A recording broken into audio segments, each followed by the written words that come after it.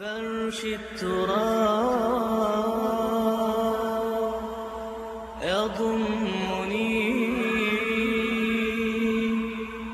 وهو غطائي. تو اب دو مسئلے میں یہاں حل کر دوں. جو لوگ کہتے ہیں حضور کو علم غیب نہیں تھا اور جو کہتے ہیں تھا، بدقسمتی سے دونوں نے ڈیفینیشن علیحدہ کر لی. جو ڈیفینیشن نفی کرنے والوں نے کی ہے اس کی وجہ سے، اس کے اعتبار سے واقعتاً نہیں تھا. انہوں نے ڈیفینیشن یہ کی ہے، تعریف یہ کی ہے، وہ علم جو خود حاصل ہو جائے. اللہ کا عطا کردہ علم جو ہے وہ کہتے ہیں وہ غیب نہیں ہے.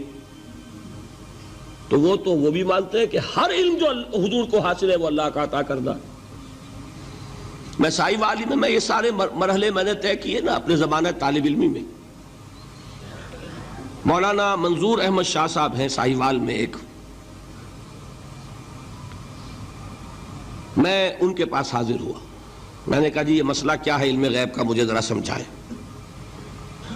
انہوں نے ایک کتاب اپنی نکالی کہ دیکھیے صاحب ہم حضور کے علم کے بارے میں یہ باتیں مانتے ہیں.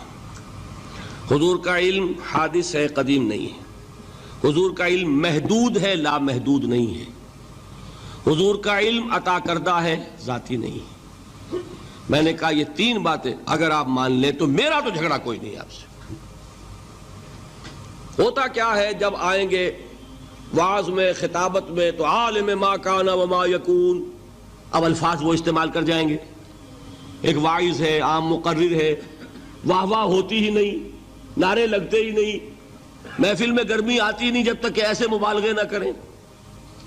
لیکن وہ چیز لکھی ہوئی ان کے ہاں ہے کہ حضور کا علم حادث ہے، قدیم نہیں ہے. حضور کا علم محدود ہے، لا محدود نہیں ہے. حضور کا علم عطائی ہے، ذاتی نہیں ہے.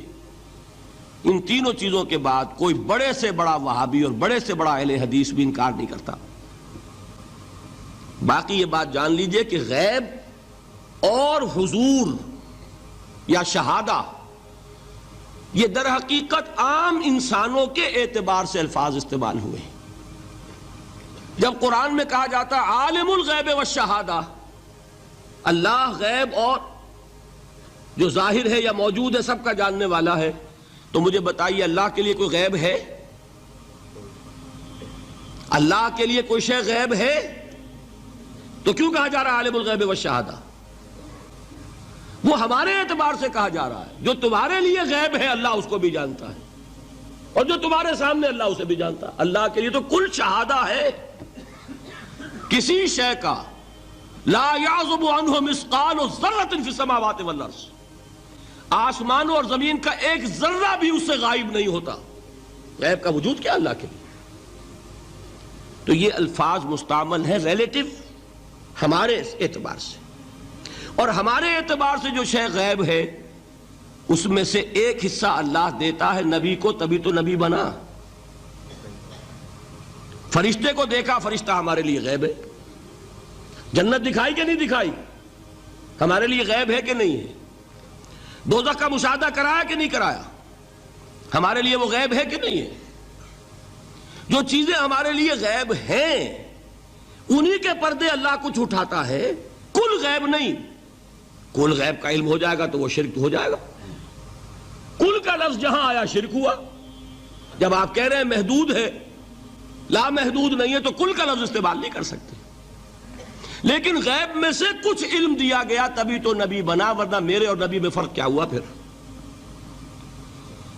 البتہ یہ کہ وہ غیب کا علم ہو یا حاضر کا علم ہو، سائنٹیفک نالج ہو یا وحی کا علم ہو، کوئی بھی علم ہو، آیت الکرسی کے الفاظ نوٹ کیجئے، یعلم ما فی السماوات وما فی الارض، وہ جانتا ہے.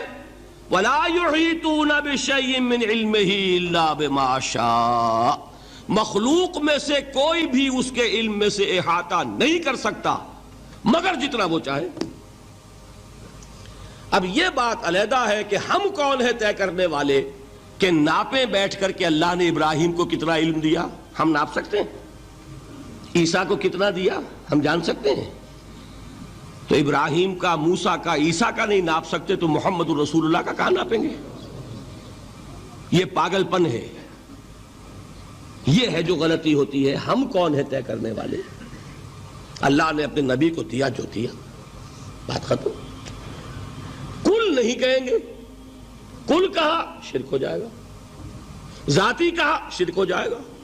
عطائی ہے، جو دیا اللہ نے دیا، اور کل نہیں دیا، جتنا چاہا دیا، ہے حادث قدیم نہیں۔ تینوں چیزوں مان لیجئے تو شرک کا کوئی شائبہ نہیں ہوگا۔